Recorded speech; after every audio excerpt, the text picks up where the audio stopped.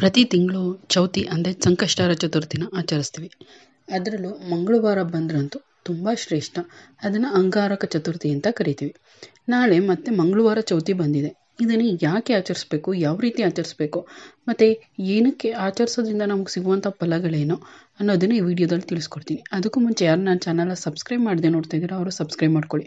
ಹಾಗೆ ಈ ವಿಡಿಯೋಗೆ ಒಂದು ಲೈಕ್ ಮಾಡಿ. ಮತ್ತು ನೀವು ಗಣೇಶನ ಮೇಲೆ ಭಕ್ತಿ ಇರೋರಾದರೆ ಓಂ ಗಣೇಶಾಯ ನಮಃ ಅಂತ ಕಮೆಂಟ್ ಮಾಡಿ. ಬನ್ನಿ, ಏನಕ್ಕೆ ಚೌತಿನ ಆಚರಿಸ್ಬೇಕು ಅಂತ ನೋಡೋಣ.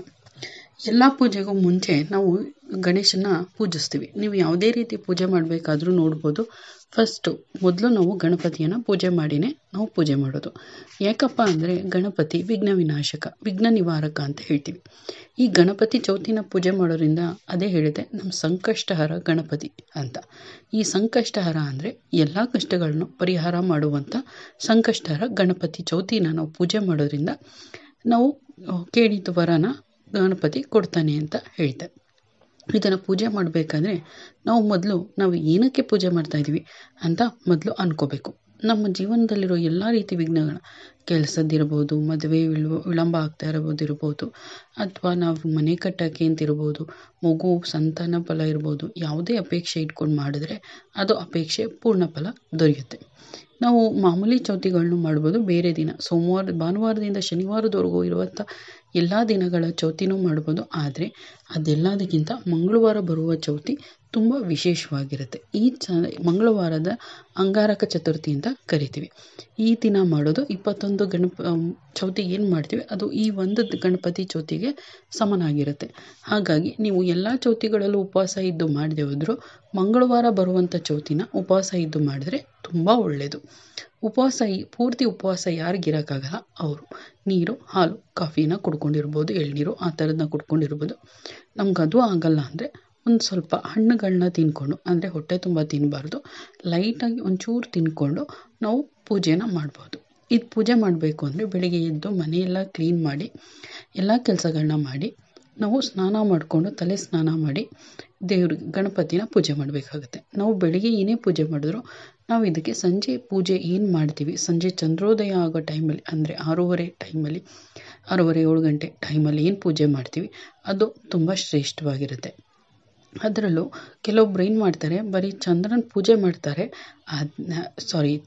ಗಣೇಶನ ಪೂಜೆ ಮಾಡ್ತಾರೆ, ಆದರೆ ಚಂದ್ರನ ನೋಡಲ್ಲ, ಅದು ಪೂರ್ಣ ಫಲ ದೊರೆಯಲ್ಲ. ನೀವು ಏನೇ ಪೂಜೆ ಮಾಡಿದ್ರೂ ಗಣಪತಿಯ ಪೂಜೆ ಎಲ್ಲ ಮಾಡಿದ್ಮೇಲೆ ಚಂದ್ರನ ನೋಡಿ, ಚಂದ್ರನಿಗೆ ಒಂದು ನಮಸ್ಕಾರ ಮಾಡಿದ್ರೇ, ಅರ್ಘ್ಯ ಕೊಟ್ರೇ ಅದು ಫಲ ಸಿಗೋದು. ನಮಗೆ ಅರ್ಘ್ಯ ಕೊಡೋಕ್ಕೆ ಬರಲ್ಲ ಅಂದರೆ ಅಟ್ಲೀಸ್ಟ್ ಚಂದ್ರನಿಗೆ ಒಂದು ನಮಸ್ಕಾರ ಹಾಕಿ, ದೇವ್ರೆ ಒಳ್ಳೇದು ಮಾಡಪ್ಪ, ನಮ್ಮ ಕಷ್ಟಗಳನ್ನೆಲ್ಲ ಪರಿಹಾರ ಮಾಡಪ್ಪ ಅಂತ ಕೇಳ್ಕೊಂಡೇ ನಮಗೆ ಪೂರ್ಣ ಫಲ ದೊರೆಯೋದು. ಜೊತೆಗೆ ಪ್ರತಿ 12 ಚೌತಿಗಳಿಗೂ ಒಂದೊಂದು ವ್ರತ ಕಥೆ ಇದೆ. ಮತ್ತು ಅಧಿಕ ಮಾಸದಲ್ಲಿ ಬರೋದಕ್ಕೂ ಒಂದು ಕಥೆ ಇದೆ, ಅದನ್ನು ಕೂಡ ಕೇಳಬೇಕು. ಮತ್ತು ಗಣಪತಿಯ ಅಷ್ಟೋತ್ತರಗಳನ್ನ ಹೇಳಬೇಕಾಗತ್ತೆ. ನಮಗೆ ಹೇಳೋಕ್ಕೆ ಗೂಗಲಲ್ಲಿ ಹೊಡೆದ್ರೆ ಸಿಗುತ್ತೆ. ಗೂಗಲಲ್ಲಿ ಹೊಡೆದಾಗ ನಮಗೆ ಓದೋಕ್ಕೆ ಬರಲ್ಲ ಅನ್ನೋರು, ಟೈಮ್ ಇಲ್ಲ ಅನ್ನೋರು ಅಷ್ಟೋತ್ತರ ಶತನಾಮಾವಳಿನ ಗೂಗಲ್ ಆಡಿಯೋದಲ್ಲಿ ಕೇಳ್ಬೋದು. ಆಡಿಯೋದಲ್ಲಿ ಕೂಡ ಕೇಳಿದ್ರೂ ಕೂಡ ಒಳ್ಳೆಯದಾಗುತ್ತೆ. ಇದಕ್ಕೆ ಏನು ಕತೆ ಇದೆ ಅದನ್ನು ಕೂಡ ಕೇಳಬೇಕು. ಕಥೆಯನ್ನು ಕೇಳೋದ್ರೂ ಕೂಡ ತುಂಬ ಒಳ್ಳೆಯದು. ನಾವು ದೇವಸ್ಥಾನಕ್ಕೆ ಹೋಗ್ತೀವಿ, ಪೂಜೆ ಎಲ್ಲ ಆದಮೇಲೆ ಹೋಗ್ತೀವಿ, ಅದಕ್ಕೂ ಮುಂಚೆ ಹೋಗ್ಬಿಟ್ಟು ಪೂಜೆ ಮಾಡೋ ಟೈಮಲ್ಲಿ ಹೋಗಿ ಆ ಕಥೆಯನ್ನು ಕೇಳಿದ್ರೆ ಪೂಜೆ ಮಾಡಿದಷ್ಟೇ ಪುಣ್ಯ ಫಲ ದೊರೆಯುತ್ತೆ.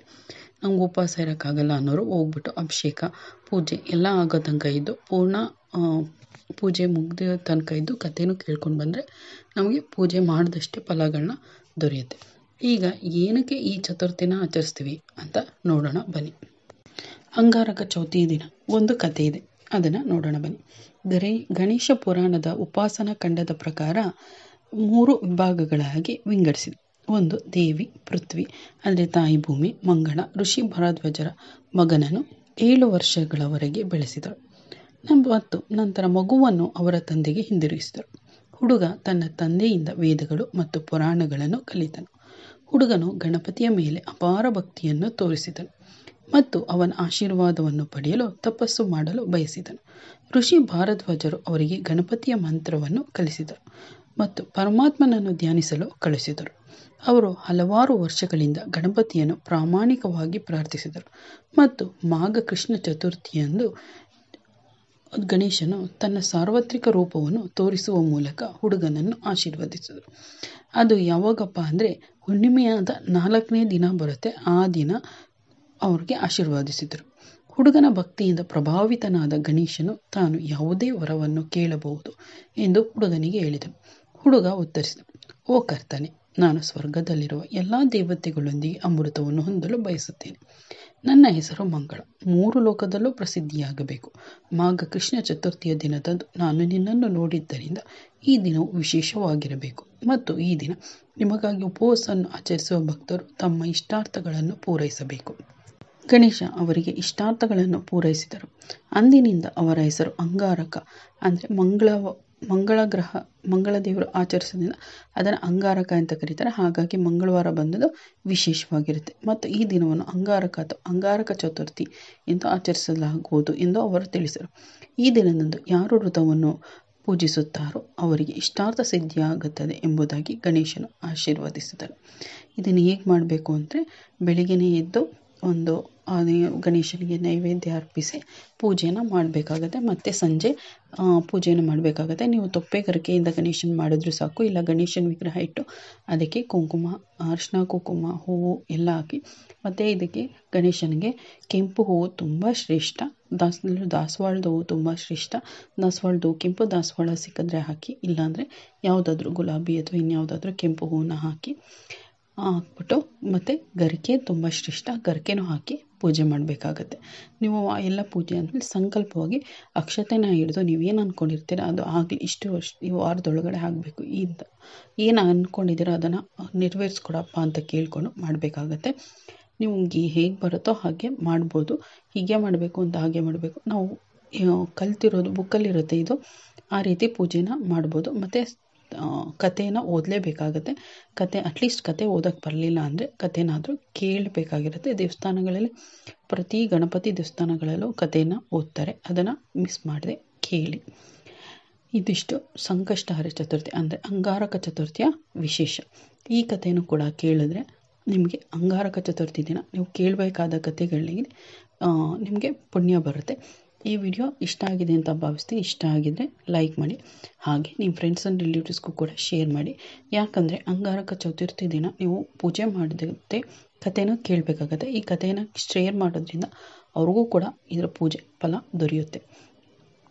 ಈ ವಿಡಿಯೋ ಇಷ್ಟ ಆಗಿದೆ ಲೈಕ್ ಮಾಡಿ, ಹಾಗೆ ನನ್ನ ಚಾನಲ್ ಇನ್ಯಾರು ಸಬ್ಸ್ಕ್ರೈಬ್ ಮಾಡದೆ ನೋಡ್ತಾ ಇದ್ದಾರೆ ಅವರು ಸಬ್ಸ್ಕ್ರೈಬ್ ಮಾಡ್ಕೊಳ್ಳಿ. ಹಾಗೆ ನಿಮ್ಮ ಓಂ ಗಣೇಶಾಯ ನಮಃ ಅಂತ ನೀವು ಗಣೇಶನ ಭಕ್ತರಾಗಿದ್ದರೆ ಕಮೆಂಟ್ ಮಾಡಿ. ಈ ವಿಡಿಯೋ ಇಷ್ಟ ಆಗಿದೆ ಅಂತ ಭಾವಿಸ್ತೀನಿ. ಮುಂದಿನ ವಿಡಿಯೋದಲ್ಲಿ ಸಿಗ್ತೀನಿ. ಈ ವಿಡಿಯೋ ಕೇಳಿದ್ದಕ್ಕಾಗಿ ಎಲ್ಲರಿಗೂ ಧನ್ಯವಾದಗಳು.